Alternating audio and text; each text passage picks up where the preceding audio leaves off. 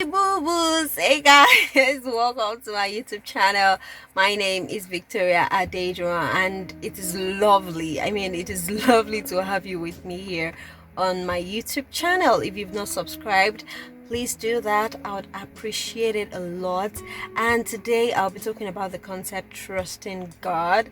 I've spoken about this before on my YouTube channel, I think early last year, which of course was nice and it was inspiring. But well, I bring you good tidings. Okay, so of recent I was meditating, and God gave me a good illustration to what trusting Him means, and that's what I'll be using today. It's like you, as a secondary school student, as a primary student in your school, you were asked to bring your parents for a PTA meeting, Parent Teachers Association, and in that PTA meeting, children or each child sat beside his or her parents, okay, and you already told your parents, and your dad was like, okay, I'm going to come for your PTA meeting, okay, and then during the meeting you kept, okay, or during the D-Day, the day for the meeting, the day for the PTA meeting, you were waiting for your dad, and all other parents, they've arrived, they're seated beside their child, they're seated beside their children, their words, and then you were there waiting for your dad. At the sound of anything, you're looking back, taking a look back, and okay, where is daddy? Where is my dad? Is daddy not coming? And daddy already promised you that I was going to show up, but you kept looking back, okay, when is daddy coming? Where is he?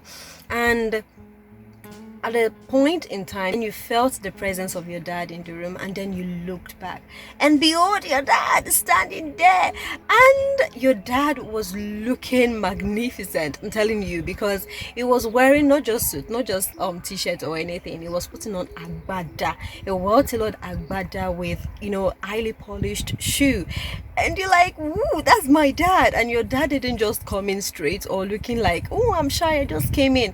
Your dad came in elegantly, adjusting his agbada, raising it up, in all his glory, walking forward. I'm telling you, this is how God is going to show up for many of us this year.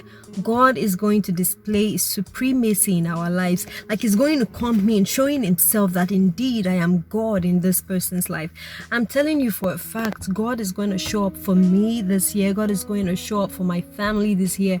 God is going to show up for those who love me and mine this year. So I don't know if you want to join. If you want to join the group of the well-favored, the highly favored, the blessed and highly favored, then subscribe to this tribe. Hello, you don't want to waste time. You don't want to take time at all. See me sweating because I'm talking about trusting God.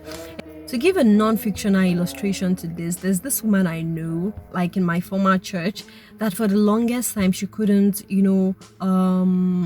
she couldn't deliver a baby. She couldn't, she would conceive, but then have miscarriages. And I'm telling you, this is not a matter of a decade. It was above a decade, being married and not able to bear forth a child into the world. I think it would have taken a toll on her, trusting God. And for more than 20 years, for more than 2 decades, you could not, she couldn't carry her own baby. And I'm telling you that in the year 2020, when people said, okay, the year wasn't fruitful, it was fruitful for her, because God gave her her heart desires. Just like he gave Anna Samuel, that was the only thing lacking in Hannah's life, a child. She's already married to a rich man. She had everything, and God showed up. And I'm telling you, God is going to show up for me. God is going to show up for you this year. All you have to do is trust him. All you have to do is cleave to him. All you have to do is believe him and be obedient to his commandment. That's God's language. God's love language is obedience. All you have to do is to be obedient to God, okay? And to further this conversation, I would love us to take a look at the Bible example of Lazarus and Jesus. When Mary and Martha said, oh, it is 4 days late already, Christ, you're late, Jesus, you're late, he is dead, he's already buried. And God said, no, I'm not late. God is not late. Even when we think God is late, or when God isn't coming through for us, it is to protect us. God would never do anything to you or to you. I think we humans need to get to that place where we know that God wouldn't hurt us, to a place where we're completely sold out to Him. That if this isn't His intention, then it's good. It's for a good cause. Okay. So that's all I have to say today. And to end this, I'll say that God is dependable, is reliable, is someone you can put your trust in. He's faithful. Okay. God got your back. He has your back. So just stick with Him, please Him, be loyal to Him, be obedient to His commandments, and then you have whatsoever you desire. Thank you all for joining me on this episode. I hope you enjoyed it.